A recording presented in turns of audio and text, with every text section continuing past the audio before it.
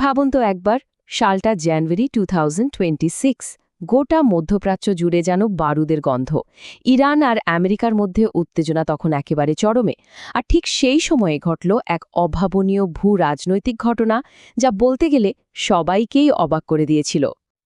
আর এই উত্তেজনার আগুনে ঘি ঢাললেন তৎকালীন মার্কিন প্রেসিডেন্ট ডোনাল্ড ট্রাম্প। তার এই একটা কথাই বুঝিয়ে দেয় যে ইরানের উপর কি প্রচণ্ড চাপ তৈরি করা হচ্ছিল। তিনি পরিষ্কারভাবে জানিয়ে দিয়েছিলেন একটা বিশাল নৌবহর, একটা আর্মাডা পাঠানো হচ্ছে। ব্যাস, এই একটা ঘোষণায় যেন পুরো অঞ্চলের টেনশনকে কয়েক গুণ বাড়িয়ে দিল। পরিস্থিতি এতটাই গুরুত্বপূর্ণ ছিল যে খুব সহজ করে বলতে গেলে আমেরিকা আর ইরান তখন যুদ্ধের একেবারে দোরগোড়ায় দাঁড়িয়ে। যে কোনো মুহূর্তে একটা ছোট্ট স্ফুলিঙ্গ থেকে কিন্তু আগুন জ্বলে উঠতে পারত। কিন্তু সবচেয়ে বড় প্রশ্নটা অন্য জায়গায়।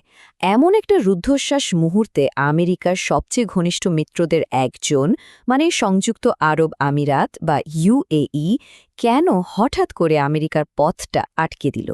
চলুন আজকের এই বিশ্লেষণে আমরা এই রহস্যের জটটাই খোলার চেষ্টা করব।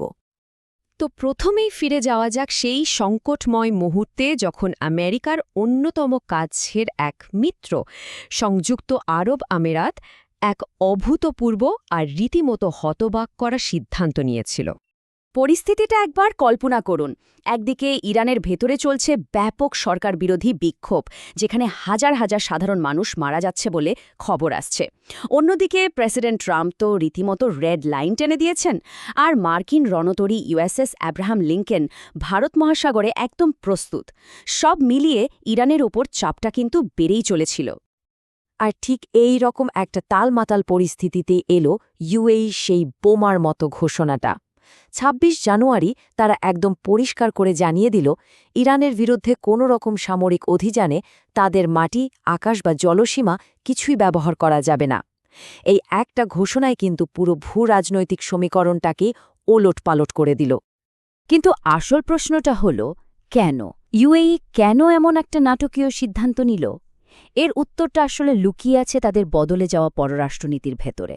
চলুন সেই কৌশলগত পরিবর্তনটাই একটু বোঝার চেষ্টা করি।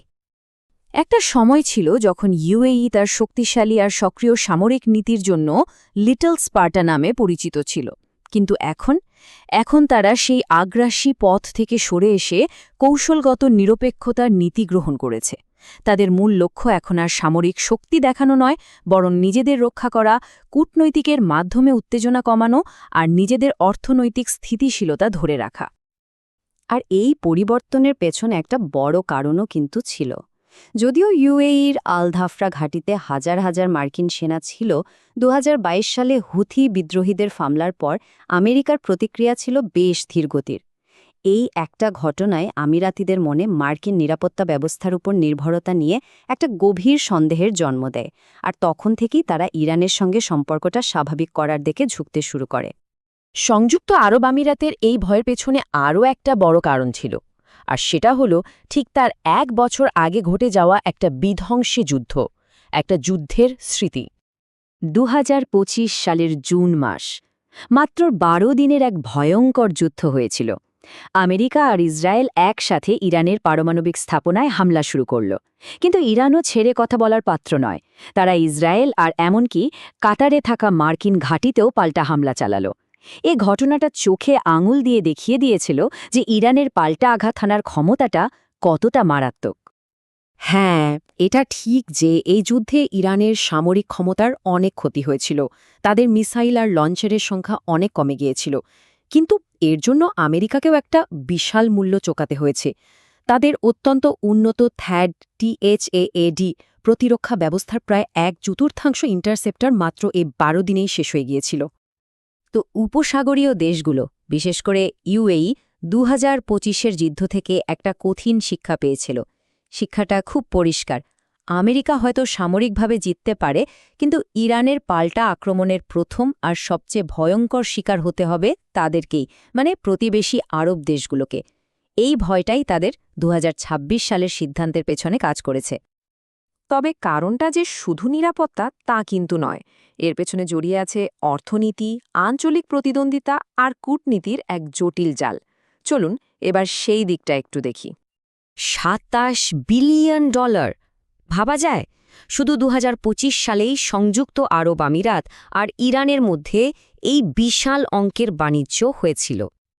এই সংখ্যাটা থেকেই বোঝা যায় ইউএই আর ইরানের অর্থনৈতিক সম্পর্কটা ঠিক কতটা গভীর। চীনের পর ইউএই হল ইরানের দ্বিতীয় বৃহত্তম পার্টনার। লজিস্টিক্স, এভিয়েশনের মতো গুরুত্বপূর্ণ খাতে তাদের মধ্যে গভীর যোগাযোগ। মানে যুদ্ধ মানেই তো এই বিশাল অর্থনৈতিক স্বার্থের উপর একটা সরাসরি আঘাত। আর এখানে সবচেয়ে গুরুত্বপূর্ণ ব্যাপার হল ইউএই কিন্তু একা ছিল না। সৌদি আরব, কাতার, ওমানের মতো দেশগুলোও কিন্তু আমেরিকাকে হামলা না করার জন্য জোরালোভাবে লবিং করছিল। তাদের ভয়টা ছিল যুদ্ধ শুরু হলে হরমুজ প্রণালী বন্ধ হয়ে যাবে, আর তাহলে তো বিশ্ব অর্থনীতিতে ধস নামবে। একমাত্র বাহরাইন কিছুটা মার্কিন পদক্ষেপের পক্ষে ছিল। এর সাথে আবার যোগ হয়েছে চীন ফ্যাক্টর। ইউএ তাদের দেশে হুয়াওয়ের 5G নেটওয়ার্ক ব্যবহার করছে, আর এই কারণে আমেরিকা তাদের কাছে F-35 যুদ্ধবিমান বিক্রি আটকে রেখেছে। এই ঘটনাটা আমেরিকা আর ইউএর সম্পর্কে একটা শীতলতা তৈরি করেছে, আর ইউএইকে বাধ্য করছে তার প্রতিরক্ষা ব্যবস্থার জন্য তুরস্কের মতো অন্য দেশের দিকে তাকাতে। তাহলে এই সবকিছু মিলিয়ে আমরা কি বুঝতে পারছি? এই একটা ঘটনা আসলে মধ্যপ্রাচ্যের ভবিষ্যৎ সম্পর্কে কি ইঙ্গিত দিচ্ছে? চলুন শেষ পর্যায়ে এসে পুরো ছবিটা একবার এক জায়গায় মেলানো যাক।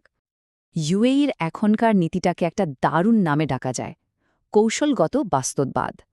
মানেটা খুব সহজ।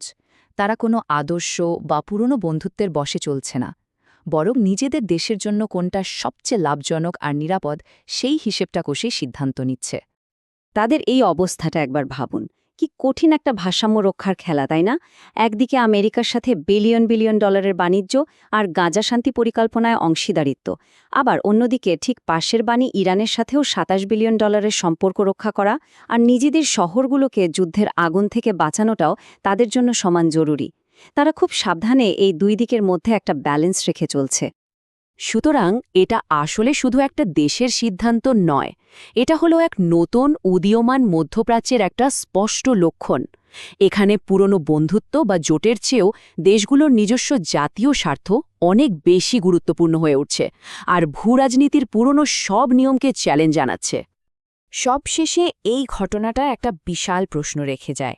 যখন আমেরিকার সবচেয়ে কাছের আর নির্ভরযোগ্য মিত্ররাই নিজেদের স্বার্থকে সবার আগে রাখছে, তখন আমেরিকা কি আগের মতোই একা বিশ্বমঞ্চে নেতৃত্ব দিতে পারবে?